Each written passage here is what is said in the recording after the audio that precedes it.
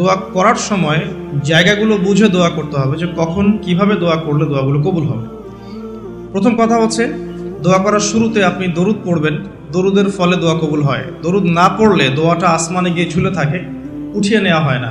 যখন দরুদ পড়া হবে তখন দোয়াটা উঠিয়ে নেওয়া হবে।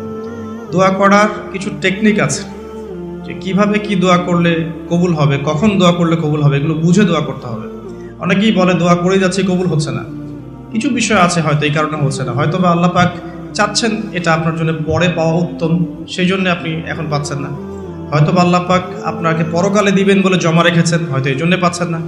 অথবা হয়তো আপনার আকীদায় শিরক আছে, হয়তো এই জন্য হচ্ছে না। হয়তো বা আমলে বেদায়াত আছে, এই কারণে হচ্ছে না। অথবা আপনার রিজিকে কোনো হারাম কিছু আছে, মেবি এই কারণে আপনার দোয়া কবুল হচ্ছে না। অথবা আপনি তাড়াহুড়া করছেন। তাড়াহুড়ার ব্যাখ্যায় নবী সাল্লাল্লাহু আলাইহি ওয়াসাল্লাম বলেছেন যে মানুষ বলে আমি দোয়া করেই গেলাম, আমার দোয়া কবুল হলো না। তো আমরা জেনে নিব যে কোন কোন জায়গায় কিভাবে দোয়া করলে দোয়া কবুল হবে। এই বইটার মধ্যে সবই দেয়া আছে, হিসনুল মুসলিম বইটার মধ্যে।